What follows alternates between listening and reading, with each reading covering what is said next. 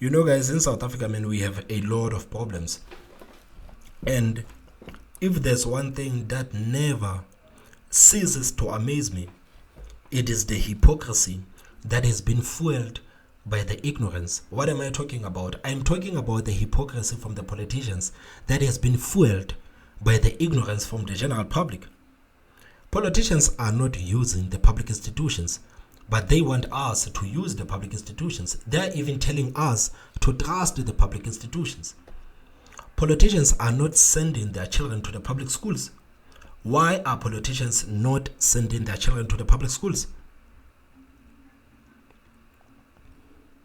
These guys are sending their children to the most expensive private schools, but they expect you to send your children to the public school sector that has been presided over by Angie Motshekga.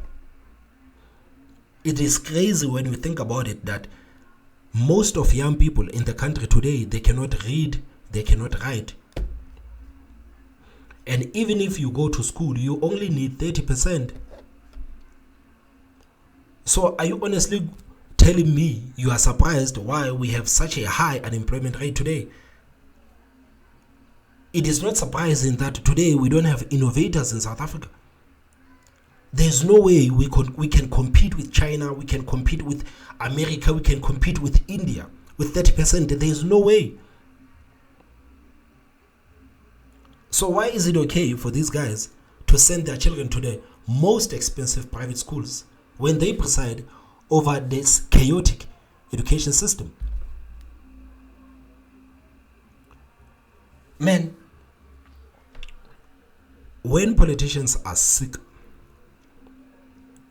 they go overseas to seek for medical attention.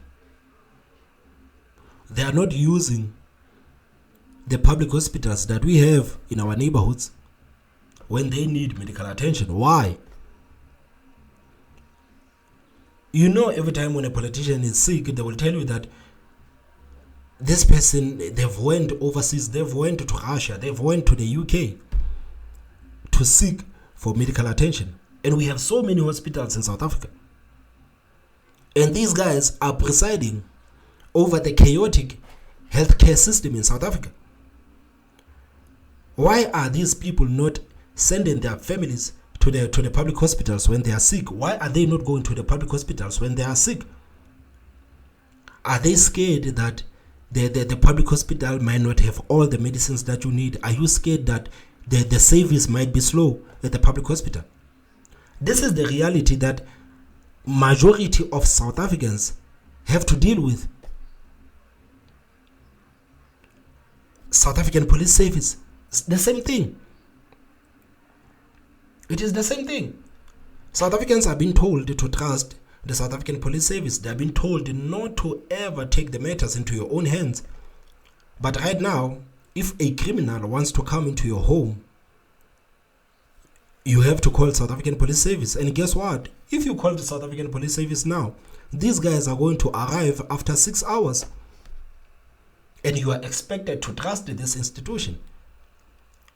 So this hypocrisy from the politicians, it has been fueled by the ignorance from the general public.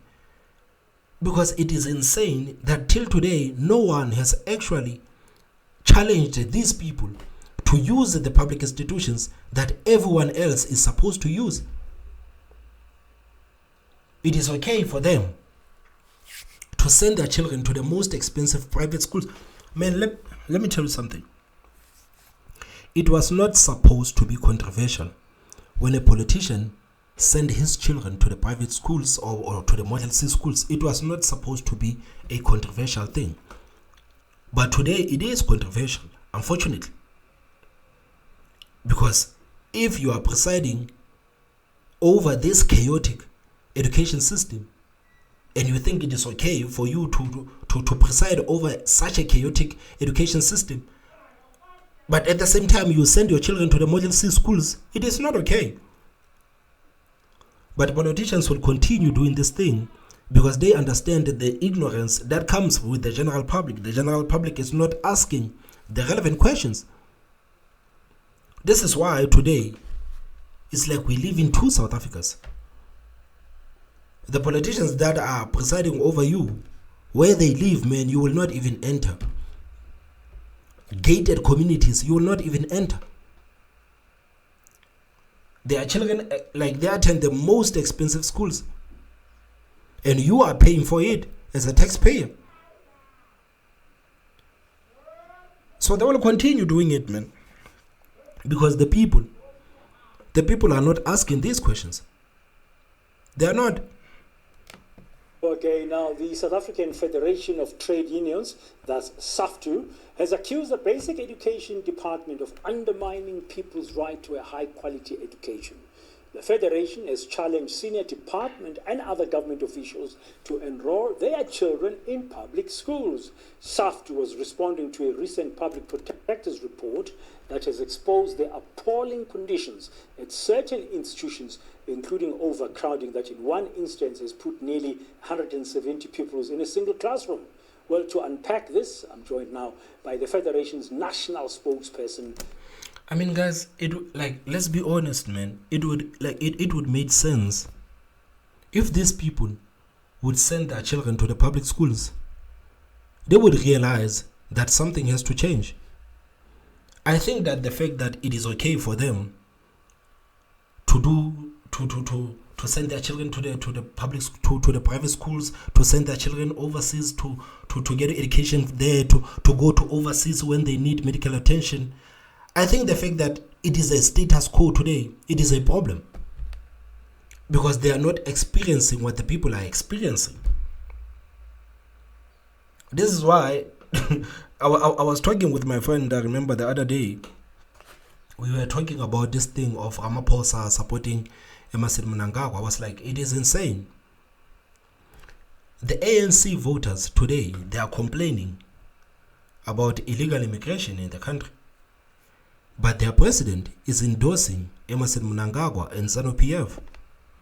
The same ZANU-PF that is responsible for Zimbabweans being scattered all over the world. So Ramaphosa supports an administration that basically kills its people.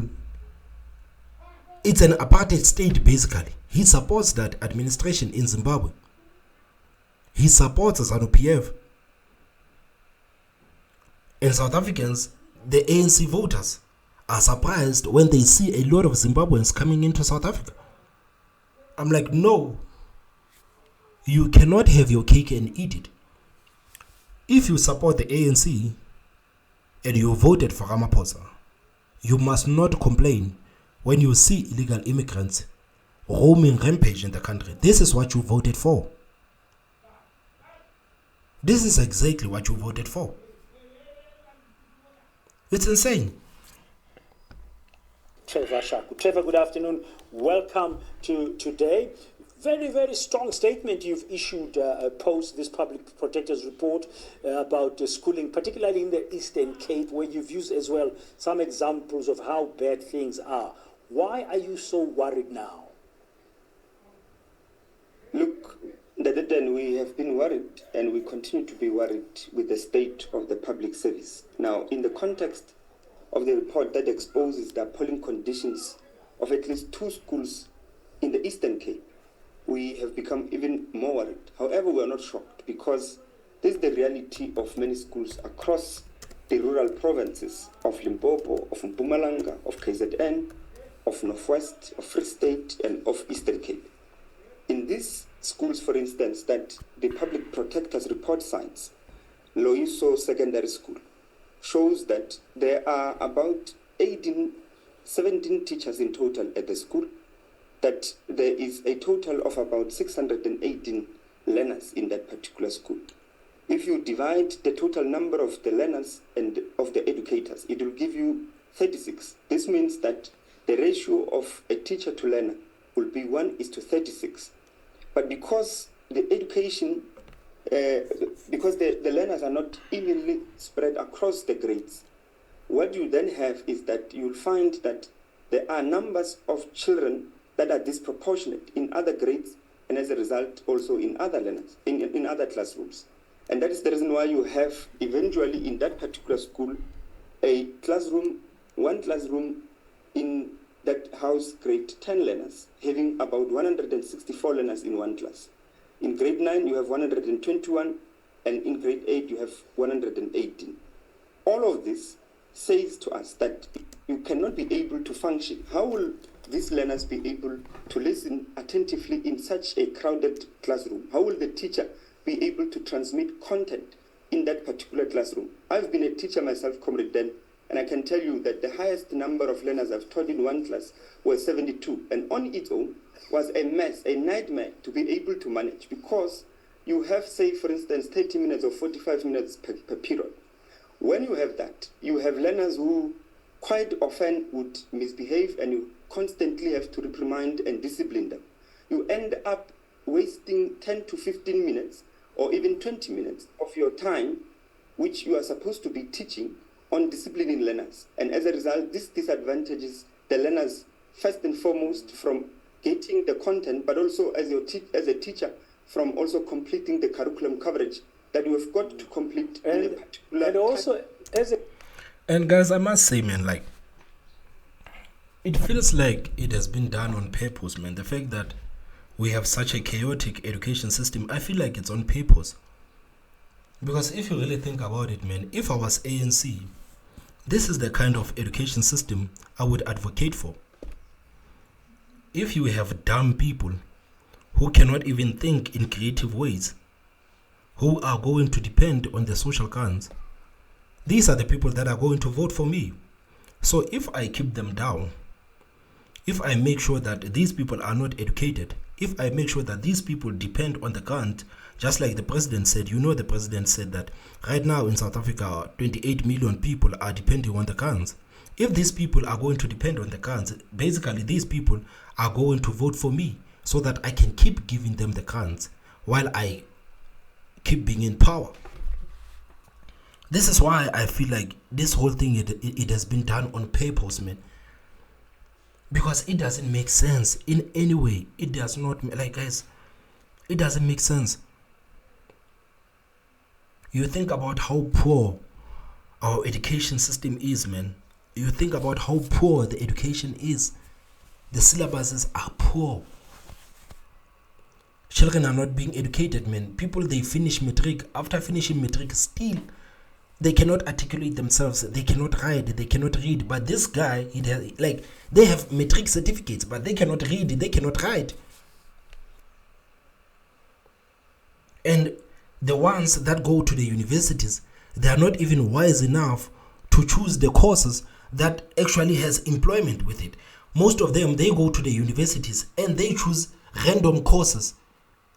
And now they are unemployable. They are unemployable because of what they chose in universities and in colleges. We have so many courses, but people, it's like they are stereotyped. For certain courses, it's like people are stereotyped. You will see like 10,000 learners going there to do human resources. And you think about it, man, the number of companies that we have in South Africa. How many of those companies are going to need HR assistants but thousands and thousands, they're studying HR, thousands and thousands, they're studying all of these things that are making them unemployable today. This is why I feel like this whole thing, it has been done on purpose, man. As a teacher, you cannot have the time to focus on children who might need more attention than others in such a crowded place because you just don't have the time. There's too many of them. Now, this public practice report is highlighting this. You are expressing your concern. You are not surprised. You've been concerned for some time. So what are you calling government to do? How do you think this can be resolved? So this brings us to what we consider a radical proposition we've made in our statement. Because we have been calling on government to resolve these issues, it is not willing to do so. In fact, when we met the President and the Minister of Finance on the 25th of October, they said to us that they have got to apply fiscal austerity. They've got to apply budget cuts on public goods and services, and this includes education. Now that we have been saying, and they are not willing, and if anything, they are committed to ensure to administering budget cuts across public service. We are saying that senior public officials in government must utilize the public institutions, which the 80% of the population have to use. Because look at education, for instance. Most of, if not all, by the way, I think all of the senior officials' children would have gone to private schools. So they are not tasting the medicine which they want our children to live by. They are not tasting the conditions which they've exposed our children and the children of the overwhelming working class. How do you implement that, Trevor? I mean, how do you make a minister or a deputy minister or HOD or DG take their children to a public school instead of a private school? You don't have to make them, man. You don't even have to convince them. The fact that the minister will never send their children to the public schools, you have your answer. You have your answer. And this guy is baiting them. He understands, man. You don't need these people to, you don't even need an agreement. You don't even need a debate. If a minister says, I am not going to send my children to the public schools, there you have it. Then why are you presiding over this chaotic education system if you don't want to send your children to the public schools? There you have it. You don't have to convince the minister, man. The minister even doesn't even have to participate in it. The minister, if she says no, then you have it. I mean, how do you make a minister or a deputy minister or HOD or DG take their children to a public school instead of a private school? I mean, like, this whole thing is just to prove a point that they are presiding over a chaotic education system. It's just to prove a point. We have resolved to write a letter to AZAPO, PAC, and the EFF. This letter will contain with it the proposition that legislative measures must be taken to compulsorily force these senior officials in government to be able to take their children to public institutions. It can't be that you are a principal of a school, you are a district manager of a school. In fact, let me leave the principals because they are also at the receiving end. Let me start at the district level. It can't be that you are the district manager of a school and yet you are taking your children elsewhere. This shows that you are not going to put the necessary measures to improve education in your district because your children are receiving quality education elsewhere. So you want... Man, even the teachers are not even sending their children to the public schools, man. I remember growing up, one of my teachers, Mrs. Muposho, man, Mrs. Muposho would tell you that, man, I don't have to sit here and reprimand you the whole day. My children are there in private schools. She would tell you, life in your face. Even the teachers are not sending their children to the public schools. They used to tell us, as learners in public schools, that I'm not going to waste my time with you, Thomas. My children are there in the Model C. They are learning English right now. They can speak. They are articulate. What about you, Thomas? You can't even speak. That's what the teachers used to tell us. All of these people, man, the SGBs, all of them, they have to be taken to task. All of them. And I must say that this is a smart move. It is a smart move because these people are going to reject this proposal. And by them rejecting this proposal, then we have our answer. We don't need these people to preside over us. Then we have our answer. Clean. It is a nice move, man, by SAFTU. Shout out to these guys. They know. Man, just imagine, man, Julius Malema will never send his children to the public schools. Never. Julius Malema, man, his children are attending the most expensive private schools, man, in South Africa. Those private schools, man, are predominantly white. But you listen to Julius Malema's rhetoric about white people, and you are like, damn, such a hypocrisy. But you know what? This hypocrisy, it has been fueled by the ignorance of his political party members. This hypocrisy, it has been fueled by the people that are his followers. All of these politicians, not only Julius Malema, I'm just making an example, all of them, they can do these things because people are ignorant. You want some legislative changes. That's going to take some time. If you want to campaign for legislative changes, using some of the partnerships or the partners you've mentioned that you've written to, it's not going to be immediate. It's going to take some time. It will take some time, but time, we have to start now, in our view. If we don't start now, there will never be such a particular change that takes place. And in our view, they start not only to write to these organizations I've mentioned, but also to lobby members of the working class formations in the working class movement to rally behind this call, because it is through forcing these people to take their children here that we'll begin to see improvements. Otherwise, we're not going to see those particular improvements, Comrade Dan. And just to go further a little, the infrastructure of that school is very appalling. They have no library, they have no natural science laboratory. On top of that, they have only one staff room where all 17 teachers have to be concentrated.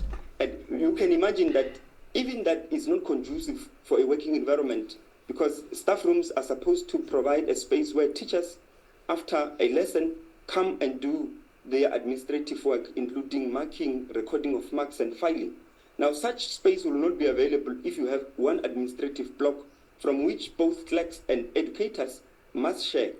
But if we were to force these people to say, bring your children here, we will begin to see improvements. And I argue this because the schools where they are taking their children, infrastructure is not a problem.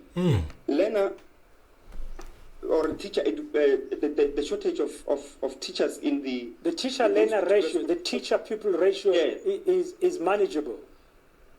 Is manageable, and that allows for a conducive learning environment, allows for teachers to be able to teach and for learners to be able. But Trevor, this problem has been building up for some time now. I mean, how do you expedite the solution? Because you've got thousands of children, as you're talking, who are sitting in these dilapidated buildings, no laboratories, no media room, no library, as you've said, one small staff room for 17 or so teachers. That's nothing ideal. I mean, the accountability for that is with the government, because Public Works is responsible for infrastructure. The Department of Education is responsible for making sure that it's a right curriculum, the right teachers are there. The Department of Higher Education is training the teachers. So you've got a number of players to ensure quality education. So how do you expedite the change? Man, I'm sure the journalist is not listening, man. The journalist is not listening, because if you want changes, the guy just told you. The only way this institution can change is us forcing these politicians to use the same institutions that we are using. That is the only way we can see change.